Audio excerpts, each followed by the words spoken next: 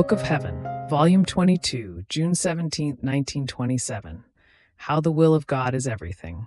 She sees Father Hannibal again, who tells her of his surprises.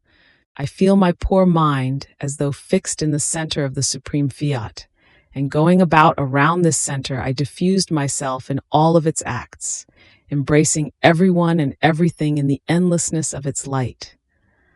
But while doing this, I thought to myself, why am I to embrace everyone and everything while being in the divine will? And my sweet Jesus, moving in my interior, told me, My daughter, my will is everything. There is nothing which does not receive life from it. There is not one point at which it is not present. There is not one good effect which does not arise from it. Everything is its own. Everything is dependent on it. Therefore, in the soul in whom it reigns, it wants to find everyone and everything that belongs to it. And if it did not find everyone and everything, it would feel divided in its empire, separated from its acts, which cannot be.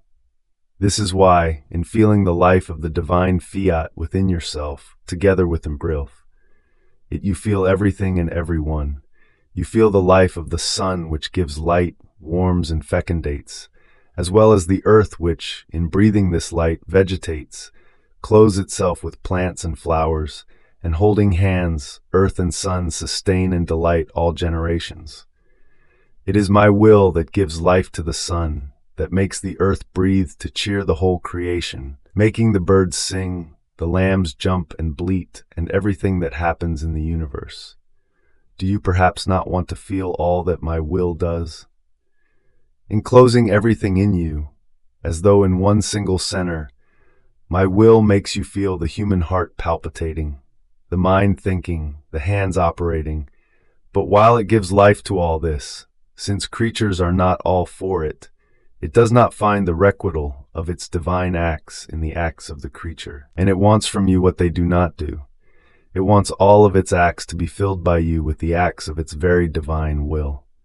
Therefore, your task is great, and it takes highest attention. After this, I found myself outside of myself, and while looking for my sweet Jesus, I encountered Father Di Francia. He was all cheerful, and he told me, "Do you know how many beautiful surprises I found?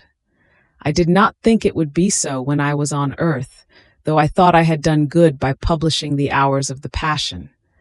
But the surprises I found are marvelous, enchanting, of a rarity never before seen. All the words regarding the Passion of our Lord changed into light, one more beautiful than the other, all braided together.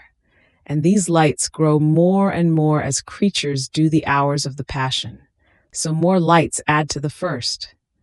But what surprised me the most were the few sayings published by me about the divine will. Each saying changed into a sun, and these suns, investing all the lights with their rays, form such a surprise of beauty that one remains enraptured, enchanted. You cannot imagine how surprised I was at seeing myself in the midst of these lights and these suns, how content I was, and I thanked our highest good Jesus, who had given me the occasion and the grace to do it. You too thank him on my behalf." I remained amazed on hearing this, and was doing my prayers in the divine fiat, wanting the very blessed also to take part in them. And my lovable Jesus told me, My daughter, even if the soul does not place this intention, everyone takes part in whatever is done in my divine will, and much more do the blessed who live in the unity of it. My will has its current everywhere, and with its unifying strength it brings to all, as its own act, whatever the creature does in it. Only there is this difference, that if the soul who operates in the divine will on earth places the intention of giving special glory to those who live in the celestial fatherland, the blessed hear themselves being called from heaven, in the unity of my will, by the one who wants to delight them and glorify them more. They look at her with so much love and pleasure as to extend their protection, all special, upon her. On the other hand, one who does not operate in the unity of my fiat remains down below, because the strength to ascend up high again is missing. Her works possess neither the communicative nor the ascending strength. The currents are closed and are emptied of light. If you knew the difference between one who operates in the unity of my will and one who operates outside of it, even doing good, you would not do the slightest thing outside of my will, at the cost of your life. Then, looking at me with love into my inmost interior, he added, My daughter, I have come to see and visit the properties of my love which I deposited in your soul, to see whether everything is in order and intact, just as it was placed by me. Then, after he looked at me all over, he disappeared.